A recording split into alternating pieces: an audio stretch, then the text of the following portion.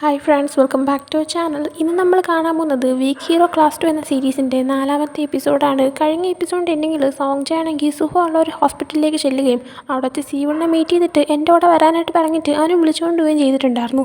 അങ്ങനെ ഈ ഒരു എപ്പിസോഡ് സ്റ്റാർട്ടിങ്ങിൽ കാണിക്കുന്നത് സോങ്ജ ആണെങ്കിൽ സീവണിന് നേരെ ഒരു ക്ലബ്ബ് പോലെ ബൗളിങ്ങും ഒക്കെ കളിക്കാൻ പറ്റുന്ന ഒരു സ്ഥലത്തേക്ക് കൊണ്ടുപോകുന്നതാണ്. ഈ സ്ഥലം ഈ ബേക്ജിൻ സോങ്ജെ ഇവരുടെയൊക്കെ തന്നെയാണ്, അതായത് യൂണിയൻ പിള്ളേരൊക്കെ വന്നിരിക്കുന്ന സ്ഥലം തന്നെയാണ്. അവിടെ തന്നെ അകത്തുള്ള റൂമിലായിട്ടാണ് ബേക്ജിൻ എപ്പോഴും ഇരിക്കുന്നത്. അങ്ങനെ സോങ്ജെ നേരെ സിയൂണിനെ അങ്ങോട്ടേക്ക് കൊണ്ടുപോയിട്ട് ആ റൂമിൻ്റെ അകത്തേക്ക് പൊക്കോളാൻ പറഞ്ഞിട്ട് സോങ്ജെ അവിടെ നിന്ന് പോവുകയാണ്. അങ്ങനെ സിയൂൺ അതിൻ്റെ അകത്തേക്ക് കയറുമ്പോഴത്തേക്കും ബേക്ജിൻ അവൻ്റെ സ്കൂളിൽ നടത്തിയ എക്സാമിൽ അവൻ ആൻസർ ചെയ്യാൻ പറ്റാത്ത ഒരൊറ്റ മാത്സ് കണക്കുണ്ടായിരുന്നു. അതിൻ്റെ ആൻസർ സോൾവ് ചെയ്യാനായിട്ട് നോക്കിക്കൊണ്ടിരിക്കുകയായിരുന്നു. ആ സമയം ബേക്ജിനാണെങ്കിൽ സിയൂണിനെ കാണുമ്പോൾ ഒരു സെക്കൻഡ് വെയിറ്റ് ചെയ്യുമെന്ന് പറയുന്നുണ്ട്.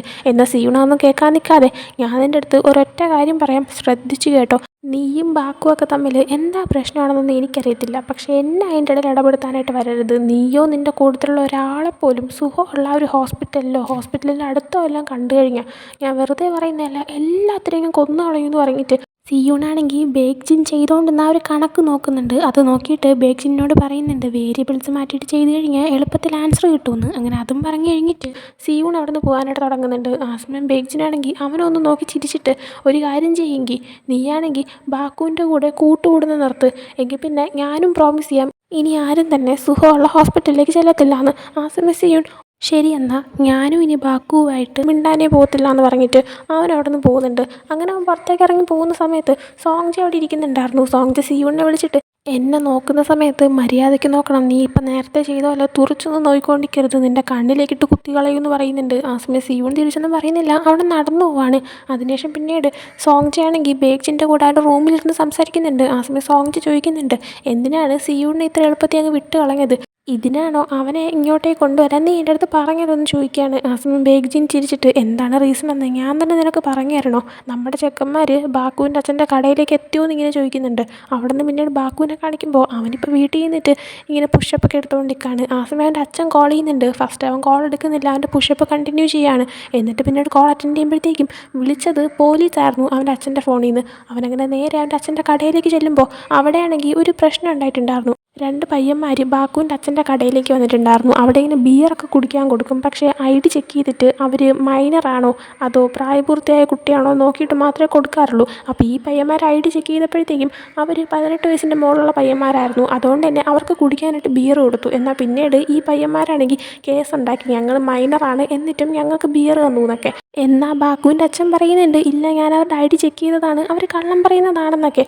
അങ്ങനെ പോലീസുകാരടുത്ത് പറഞ്ഞുകൊണ്ടിരിക്കുന്ന സമയത്തായിരുന്നു ബാക്കും അങ്ങോട്ടേക്ക് എത്തിയത്. ഇതായിരുന്നു ബേക്ജിൻ ബാക്കുവിന് ഇപ്പോൾ കൊടുത്ത പണി. ബാക്കു നോക്കുമ്പോൾ അവൻ്റെ അച്ഛനാണെങ്കിൽ ഞാനങ്ങനെ ചെയ്തിട്ടില്ലെന്ന് പറഞ്ഞുകൊണ്ടിരിക്കുന്നുണ്ട്. എന്നാൽ പോലീസ് പറയുന്നുണ്ട് പക്ഷേ ഇങ്ങനൊരു കേസ് വന്നതുകൊണ്ട് തന്നെ അതിൻ്റെ സ്റ്റേറ്റ്മെൻറ്റ് എഴുതണം, അതിന് വേണ്ടിയിട്ട് ഒന്ന് സ്റ്റേഷനിലേക്ക് വാന്ന് പറഞ്ഞിട്ട് ആ പോലീസുകാർ വിളിക്കുന്നുണ്ട്. അങ്ങനെ അവൻ്റെ അച്ഛൻ പോലീസുകാരുടെ കൂടെ പോകുന്ന സമയത്ത് ആ ഒരു കേസ് കൊടുത്ത 2 പയ്യന്മാരെയും കൊണ്ടുപോകുന്നുണ്ട്. അതിലൊരു പയ്യൻ ബാക്കുവിൻ്റെ അടുത്ത് വന്നിട്ട് പറയുന്നുണ്ട് ബേക്ജിനാണെങ്കിൽ നിന്നെ മിസ് ചെയ്യുന്നു എന്ന് പറയാനായിട്ട് ഏൽപ്പിച്ചു എന്ന്.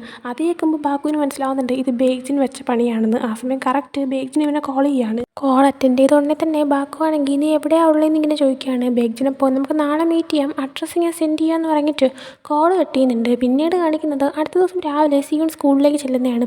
ചെന്നുകൊണ്ടേ തന്നെ അവൻ ബാക്കുവിനെയൊക്കെ മീറ്റ് ചെയ്യാൻ പോകുന്നുണ്ട്. ഇതേസമയം ബാക്കുവും ഗോത്താക്കും പിന്നെ ടേയും കൂടെ ആയിട്ട് അവരുടെ ആ ഒരു ബാസ്കറ്റ് ബോൾ ക്ലബിൻ്റെ റൂമിലായിരുന്നു ഉണ്ടായിരുന്നത്.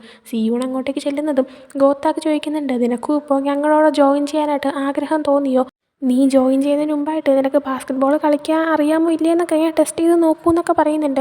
ആ സമയം സിയൂണാണെങ്കിൽ അതിനൊന്നും മറുപടി കൊടുക്കാൻ നിൽക്കുന്നില്ല, ഡയറക്റ്റ് അവരോട് പറയുന്നുണ്ട് ഞാൻ കഴിഞ്ഞ ദിവസം ആ യൂണിയനിലുള്ള ബേക്ജിനെ മീറ്റ് ചെയ്തെന്ന്. അത് കേൾക്കുന്നതും ഗോത്താക്കിൻ്റെയും ബാക്കുവിൻ്റെ മുഖം അങ്ങ് മാറുന്നുണ്ട്. ഗോത്താക്കാണെങ്കിൽ ഈ ബേക്ജിൻ എന്തിനാണ് നിന്നെ മീറ്റ് ചെയ്തത്, അവൻ എന്താ വേണ്ടതെന്നൊക്കെ എന്നെ ചോദിക്കുന്നുണ്ട്.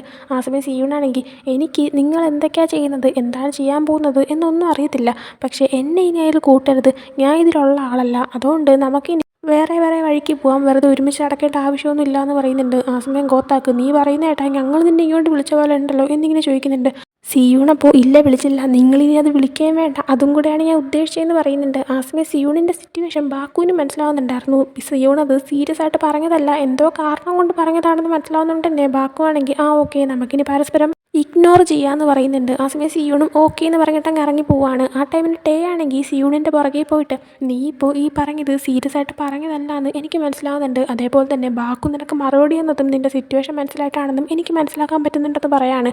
ആ സമയം സിയൂണിന് എന്താണ് കാര്യം, താൻ എന്തിനാണ് ഇങ്ങനെയൊക്കെ പറയുന്നതെന്ന് ടേയോട് പറയണമെന്നുണ്ട്. അത് പറയാനായിട്ട് തുടങ്ങുന്നുമുണ്ട്. എന്നാൽ സിയൂണാണെങ്കിൽ എനിക്ക് ഒറ്റയ്ക്ക് ഇരിക്കാനാണ് ഇഷ്ടം എന്നുള്ള രീതിയിൽ അതിനെ മാറ്റി പറഞ്ഞിട്ട് അങ്ങ് പോകുന്നുണ്ട്. പിന്നീട് ക്ലാസ് കഴിഞ്ഞിട്ട് സിയൂണാണെങ്കിൽ ഒറ്റയ്ക്ക് അങ്ങ് നടന്നു പോവുകയും ചെയ്യാണ്. ആ സമയം യൂണിയനിലുള്ള ഏതോ ഒരു സ്കൂളിൽ പഠിക്കുന്ന 2-3 പയ്യന്മാർ സിയൂണിനെ കാണുന്നുണ്ട്. കാണുമ്പോൾ തന്നെ സിയൂണിനെ അടിക്കാനായിട്ട് നിൽക്കുകയാണ്. കാരണം ഈ സിയൂണിൻ്റെ ഈ ഒരു സ്കൂൾ മാത്രം ഇതുവരെയായിട്ട് യൂണിയനിൽ ജോയിൻ ചെയ്യാത്തതുകൊണ്ട് ഈ ഒരു യൂണിഫോമിൽ കാണുന്ന ഏത് കുട്ടീനെ ആയാലും യൂണിയനിലുള്ള എല്ലാ പയ്യന്മാരും എടുത്തിട്ട് അടിക്കാറുണ്ട്. അങ്ങനെ സിയൂണിൻ്റെ അടുത്ത് നീ എന്താ ഒറ്റയ്ക്കാണ് അവിടെ പോകുന്നത് എന്നൊക്കെ ഇങ്ങനെ ചോദിക്കുന്ന സമയത്താണ് ആ കൂട്ടത്തിലുള്ള ഒരു പയ്യൻ പറയുന്നത് ഇവനെ അടിക്കേണ്ടെന്ന് ബേഗ്ജിൻ നമ്മുടെ അടുത്ത് പ്രത്യേകം പറഞ്ഞില്ലേന്ന്. യൂണിയൻ പിള്ളേരൊക്കെ ഉള്ള ഒരു ഗ്രൂപ്പിലേക്ക് ബേഗ്ജിനാണെങ്കിൽ സിയൂണിൻ്റെ ഒരു ഫോട്ടോ അയച്ചു കൊടുത്തിട്ട് ഇവനെ മാത്രം ഒന്നും ചെയ്യേണ്ടെന്ന് പറഞ്ഞിട്ടുണ്ടായിരുന്നു. അങ്ങനെ ആ ഒരു കാര്യം ആലോചിക്കുമ്പോഴത്തേക്കും ആ പയ്യൻ സിയൂണിനെ അങ്ങ് വിട്ടിട്ട് പോകുന്നുണ്ട്. ഒരുപക്ഷെ ഇനി ബാക്കുവിൻ്റെ കൂടെ സിയൂൺ നടക്കത്തില്ല എന്ന് പറഞ്ഞിട്ടുള്ള ഒരു പ്രോമിസ് കാരണമായിരിക്കും ഇപ്പോൾ ബേഗ്ജിൻ സിയൂണിനെ ഇതിൽ നിന്ന് ഒഴിവാക്കി വിട്ടേക്കുന്നത്. അതിനുശേഷം പിന്നീട് ബാക്കുവിനെയും ഗോത്താക്കിനെയും ടേയിനെയും കാണിക്കുമ്പോൾ ഇവർ മൂന്നിനും വീട്ടിലേക്ക് നടന്നു പോവാണ്. ആ സമയം ഗോത്താക്ക് സിയൂൺ എവിടെയും ചോദിക്കുന്നുണ്ട്. എന്നാൽ ടേയാണെങ്കിൽ അവൻ ക്ലാസ് കഴിഞ്ഞുടനെ വീട്ടിൽ പോയി എന്ന് പറയുമ്പോൾ ഗോത്താക്ക് സിയൂണിന് ഇതെന്താ പറ്റിയത്, നീ അവനോട് സംസാരിച്ചോ എന്നൊക്കെ ചോദിക്കുന്നുണ്ട്. ആ സമയം ടേ ഇല്ല സംസാരിക്കാൻ പറ്റിയില്ല, പക്ഷേ അവൻ ആ പറഞ്ഞ കാര്യം സീരിയസ് ആയിട്ട് പറഞ്ഞതാണെന്ന് എനിക്ക് തോന്നുന്നില്ല എന്ന് പറയുന്നുണ്ട്. ഈ സമയം ഇതെല്ലാം കേട്ടുകൊണ്ട് ബാക്കു ഇങ്ങനെ മിണ്ടാതെ നടക്കുമായിരുന്നു. എന്നിട്ട് ബാക്കു പെട്ടെന്ന് ഞാൻ എന്നാൽ പോവുകയാണെന്ന് പറഞ്ഞിട്ട് അവൻ പെട്ടെന്ന് പോകാൻ തുടങ്ങുന്നുണ്ട്. ആ സമയം ഗോത്താക്കിന് ഡൗട്ട് അടിച്ചിട്ട് നീ എന്താ ബേഗ്ജിനെ മീറ്റ് ചെയ്യാൻ വല്ലതും പോവുകയാണോ എന്ന് ചോദിക്കുന്നുണ്ട്. ബാക്കു അപ്പോൾ അങ്ങനെയൊന്നുമില്ല, ഒരു പെങ്കൊച്ചിൻ്റെ കൂടെ ഒരു ഡേറ്റിന് പോവുക, ഒരു പെങ്കൊച്ചിന് സെറ്റായിട്ടുണ്ടെന്ന് പറഞ്ഞിട്ട് അവനങ്ങ് പെട്ടെന്ന് അവിടെ നിന്ന് പോകുന്നുണ്ട്. അതിനുശേഷം ഗോത്താക്കും ടേയും കൂടെ ആയിട്ട് ഒരുമിച്ച് നടന്നു പോവുകയാണ്.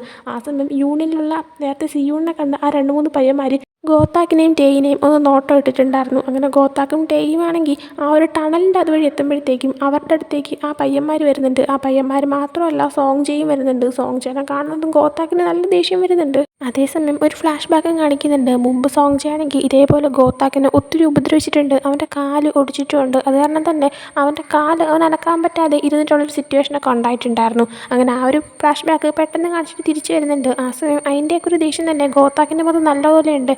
ആ സമയം ഗോത്താക്ക് ചോദിക്കുന്നുണ്ട് നിനക്കാണെങ്കിൽ ഇതുപോലെ ബേഗ്ജിൻ്റെ വാലിനെ പോലെ കൂടെ അടക്കാൻ നാണമില്ലേന്ന്. ആ സമയം സോങ്ജയ്ക്കാണെങ്കിൽ ദേഷ്യം വരുന്നുണ്ടെങ്കിലും അവൻ പറയുന്നുണ്ട് എനിക്കാണെങ്കിൽ ആൾക്കാരെ കൊല്ലുന്നത് ഭയങ്കര ഇഷ്ടമുള്ള പരിപാടിയാണ്, അതുകൊണ്ട് കുഴപ്പമില്ല, എനിക്കത് ഇഷ്ടമുള്ള ജോലിയാണെന്ന്.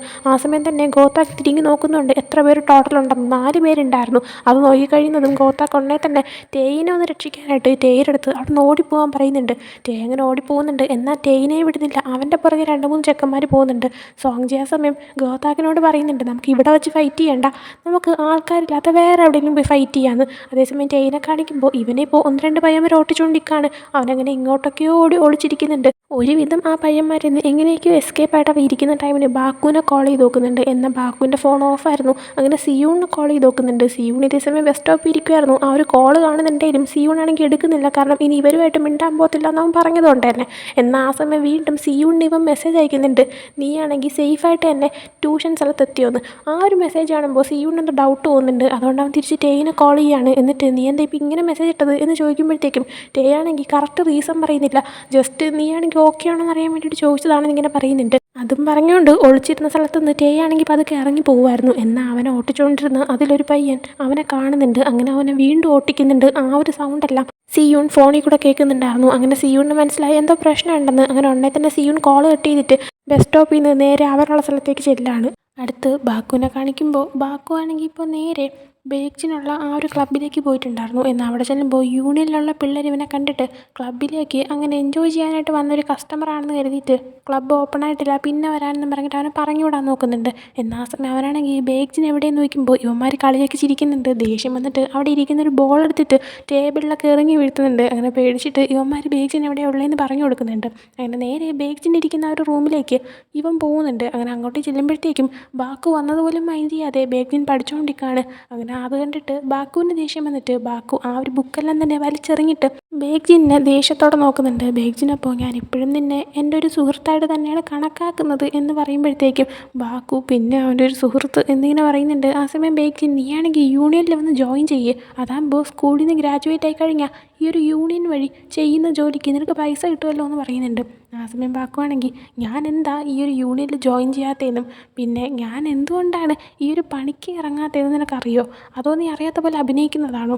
എനിക്ക് നിൻ്റെ അടുത്ത് ഒടുക്കത്തെ വെറുപ്പാണ്. നിന്നെ എനിക്ക് അത്രയ്ക്ക് ഇഷ്ടമല്ല എന്ന് പറയുന്നുണ്ട്. ആ സമയം ബേക്ചിനാണെങ്കിൽ ചിരിച്ചിട്ട് സത്യം പറഞ്ഞാൽ ഇവിടെ മണ്ടത്തരം കാണിക്കുന്നത് നീയാണെന്ന് എനിക്ക് തോന്നുന്നത്. പിന്നെ നിൻ്റെ ഫ്രണ്ട് ഗോത്താക്കിനൊക്കെ സുഖമല്ലേ എന്നിങ്ങനെ ചോദിക്കുന്നുണ്ട്. അങ്ങനെ എടുത്ത് ചോദിക്കുന്നതുകൊണ്ട് തന്നെ ബാക്കുവിന് എന്തോ സംഭവിക്കുന്നതായിട്ട് ഡൗട്ട് പോകുന്നുണ്ട്. ആ സമയം അവനങ്ങനെ നീ എന്താണ് ചെയ്യാൻ പോകുന്നത് എന്നിങ്ങനെ ചോദിച്ചിട്ട് ബേഗ്ജിനെ അടിക്കാനൊക്കെ നിൽക്കുന്നുണ്ട്. എന്നാൽ ഒന്നും ചെയ്യുന്നില്ല. അവനോടൊന്ന് പുറത്തേക്ക് ഇറങ്ങി പോവുകയാണ്. എന്നാൽ ആ സമയം അവിടെ ഉണ്ടായിരുന്ന പല യൂണിയനിലെ ചെക്കന്മാരും ഇവനെ അടിക്കാൻ കണക്കിന് ഇറങ്ങി നിൽക്കുന്നുണ്ടായിരുന്നു. പക്ഷേ ഇതൊക്കെ കണ്ടിട്ട് ബാക്കുവിനൊരു പ്രശ്നം ഉണ്ടായിരുന്നില്ല. അവനാണെങ്കിൽ ഇവന്മാരെല്ലാത്തിനും എടുത്തിട്ട് അടിക്കുന്നുണ്ട്. ആ സമയം ബേഗ്ജിനും ആ റൂമിൽ നിന്ന് പുറത്തേക്ക് വന്നിട്ട് ബാക്കുവിനെ അങ്ങ് വിട്ടേക്കാൻ പറയാണ്. അങ്ങനെ ബാക്കു നേരെ അവൻ്റെ ഫ്രണ്ട്സ് എവിടെയായിരിക്കും ഉണ്ടായിരിക്കുക എന്ന് കരുതിയിട്ട് എങ്ങോട്ടോ പോകുന്നുണ്ട്. അടുത്ത സിയൂണിനെ കാണിക്കുകയാണെങ്കിൽ ടേയുമായിട്ടുള്ള ഫോൺ കോളിലൂടെ എന്തോ പ്രശ്നം ഉണ്ടെന്ന് മനസ്സിലായതുകൊണ്ട് തന്നെ സിയൂൺ ഇപ്പോൾ അവരുടെ അടുത്തേക്ക് പോകാൻ നിൽക്കുകയാണ്. എന്നാൽ സിയൂണ് അവരെവിടെയാണെന്ന് അറിയത്തില്ല. അങ്ങനെ അവരെ കോൾ ചെയ്യുന്നുണ്ട്, എന്നാൽ ഫോൺ എടുക്കുന്നില്ല. ആ സമയം യൂണിയനിൽ 1-2 ചെക്കന്മാർ സോങ് ജെ ഗോത്താക്കിന് അടിക്കുന്നവരൊക്കെ ഇങ്ങനെ പറഞ്ഞു പോകുന്നുണ്ട്. അത് കാണുമ്പോഴത്തേക്കും അവനാണെങ്കിൽ അവന്മാരെ വിളിച്ച് ചേർത്തിട്ട് ഇവരിത് എവിടെയാണ് ഉള്ളതെന്ന് ചോദിക്കുന്നുണ്ട്. അതേസമയം സോങ് ജെനെയും ഗോത്താക്കിനെയും കാണിക്കുമ്പോൾ ഏതൊരു ബിൽഡിങ്ങിൻ്റെ റൂഫ് ടോപ്പിലേക്ക് വന്നിട്ട് സോങ് ജെയും ഗോത്താക്കും തമ്മിൽ ഫൈറ്റ് കിടക്കുന്നുണ്ട്. ടേ ആണെങ്കിൽ അവിടെ സൈഡിൽ നിൽക്കുന്നുണ്ട്. ആദ്യമൊക്കെ നന്നായിട്ട് തന്നെ ഗോത്താക്ക് തിരിച്ചടിക്കുന്നുണ്ട്. എന്നാൽ പിന്നീട് സോങ് ജെയുടെ ആ ഒരു അടി ഇടിയൊക്കെ കിട്ടുമ്പോഴത്തേക്കും ഗോത്താക്കിന് തിരിച്ച് അടിക്കാനായിട്ട് പറ്റുന്നില്ല. ആ സമയം ടേയും അതിൻ്റെ ഇടയിൽ കയറാൻ നിൽക്കുന്നുണ്ട്. എന്നാൽ ടേക്കാണെങ്കിൽ ഫൈറ്റ് ചെയ്യാൻ അറിയാത്തതുകൊണ്ട് തന്നെ അവനും പിടിച്ചിരിക്കാൻ പറ്റുന്നില്ല. അങ്ങനെ ഗോത്താക്കിനെ അടിച്ച് അവശ നിലയിലാക്കി കഴിയുമ്പോഴത്തേക്കും സോങ് ജെ ആണെങ്കിൽ ഗോത്താക്കിൻ്റെയും ടേയുടെയും ഒരു ഫോട്ടോ അവൻ്റെ മൊബൈലിൽ എടുക്കുവാണ്. ആ സമയമാണ് കറക്റ്റ് അങ്ങോട്ടേക്ക് സിയൂൺ വന്നത്. സിയൂണിനെ കണ്ടതും സോങ് ജെ ആണെങ്കിൽ ആ നീ വന്നല്ലോ, നിന്നെ കാത്തിരിക്കുമായിരുന്നു, നീയുമായിട്ട് ഫൈറ്റ് ചെയ്യണമെന്ന് എനിക്ക് നല്ല ആഗ്രഹം ഉണ്ടെന്നൊക്കെ ഇങ്ങനെ പറയുന്നുണ്ട്. ആ സമയം തന്നെ സിയൂണാണെങ്കിൽ ടേയുടെയും ഗോത്താക്കിൻ്റെ സിറ്റുവേഷൻ കാണുന്നുണ്ട്. നല്ല ദേഷ്യം വന്നിട്ട് ഒന്നും പറയാൻ നിൽക്കുന്നില്ല. അപ്പം തന്നെ ഫൈറ്റ് സ്റ്റാർട്ട് ചെയ്യാണ്. തുടങ്ങുമ്പോൾ തന്നെ സിയൂൺ അവൻ്റെ പേന എടുത്തിട്ട് സോങ് ജെനെ കുത്താൻ നിൽക്കുന്നുണ്ട്. എന്നാൽ സോങ് ജെ അവനെ തടങ്ങിയിട്ട് അവൻ്റെ കയ്യിൽ നിന്ന് ആ പേന എടുത്ത ശേഷം അത് അവൻ വലിച്ച് ദൂരേക്ക് എറിയാണ്. എന്നിട്ട് അവൻ സിയൂണിനെ അടിക്കുന്നുണ്ട്. സിയൂണപ്പോൾ വീഴാനായിട്ട് പോകുന്നുണ്ട്. എന്നാൽ തൊട്ടടുത്ത് ഒരു ചെടിച്ചട്ടി ഇരിക്കുന്നുണ്ടായിരുന്നു. അതെടുത്തിട്ട് അവൻ നേരെ സോങ് ജെനെ നേരെ എറിയുമ്പോൾ അതിലുള്ള മണ്ണെല്ലാം തന്നെ സോങ് ജെയുടെ കണ്ണിലേക്ക് വീഴാണ്.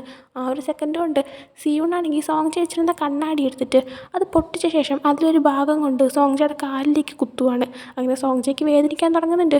സിയൂണാണെങ്കിൽ അത് തന്നെ അവൻ്റെ വീക്ക് പോയിൻ്റ് എന്നുള്ള രീതിയിൽ അവനെ നല്ലതുപോലെ അറ്റാക്ക് ചെയ്യുന്നുണ്ട്. എന്നാൽ സോങ് ജെ ആണെങ്കിൽ ഭയങ്കര പവറുള്ള ആളാണ്, നല്ല സ്ട്രോങ് ആണ്. അവനാണെങ്കിൽ തിരിച്ച് സിയൂണിലോട്ട് നല്ലതുപോലെ കൊടുക്കുന്നുണ്ട്. അങ്ങനെ ഭയങ്കരമായിട്ട് ഫൈറ്റ് നടക്കുന്നുണ്ട്. രണ്ടുപേരും ഒരേപോലെ തന്നെയാണ് പോകുന്നത്. ഒരാൾ തോക്കും ഒരാൾ ജയിക്കും അങ്ങനെയൊന്നുമില്ല, നല്ലതുപോലെ മുന്നോട്ട് പോകുന്നുണ്ട്. പിന്നീട് ആകുമ്പോഴത്തേക്കും സിയൂണാണെങ്കിൽ വല്ലാണ്ട് തളർന്ന് വീഴുന്നുണ്ട്. സോങ് ജെയും അവിടെ സൈഡിലേക്ക് തളർന്ന് വീഴുന്നുണ്ട്. ആ സമയമാണ് കറക്റ്റ് ബാക്കു അങ്ങോട്ടേക്ക് വരുന്നത്. ബാക്കു ആണെങ്കിൽ സിയൂണിൻ്റെ അവസ്ഥ കാണുന്നതും സിയൂൺ നീ ഓക്കെ ആണോ എന്നിങ്ങനെ ചോദിക്കുന്നുണ്ട്. ആ സമയം സിയൂണിൻ്റെ ബോധം ഒരുവിധം പോയിട്ടുണ്ടായിരുന്നു. അതുകൊണ്ട് തന്നെ അവനാണെങ്കിൽ സുഹോ, ഞാനാണെങ്കിൽ വീണ്ടും ഒരു ഫൈറ്റിൽ ഏർപ്പെട്ടു, ഞാനാണെങ്കിൽ ഇനി ഫൈറ്റ് ചെയ്യത്തില്ല എന്ന് പ്രോമിസ് ചെയ്തിരുന്നതല്ലേ, ഐ എം സോറി എന്നൊക്കെ പറയുന്നുണ്ട്. ഇത് കേൾക്കുമ്പോൾ ബാക്കുവിന് എന്താണ് കാര്യമെന്ന് മനസ്സിലാവുന്നില്ല. എന്നാൽ സിയൂണിൻ്റെ സിറ്റുവേഷൻ കാണുമ്പോൾ ബാക്കുവിൻ്റെ സങ്കടം ആവുന്നുണ്ട്. ഇതും കാണിച്ചുകൊണ്ട് ഈ ഒരു എപ്പിസോഡിലൂടെ എൻഡ് ആവുന്നുണ്ട്. അപ്പോൾ ഈ ഒരു എപ്പിസോഡ് നിങ്ങൾക്ക് ഇഷ്ടപ്പെട്ടെങ്കിൽ ലൈക്ക് ചെയ്യുക, ഷെയർ ചെയ്യുക, സബ്സ്ക്രൈബ് ചെയ്യുക. നെക്സ്റ്റ് ആയിട്ട് ബൈ.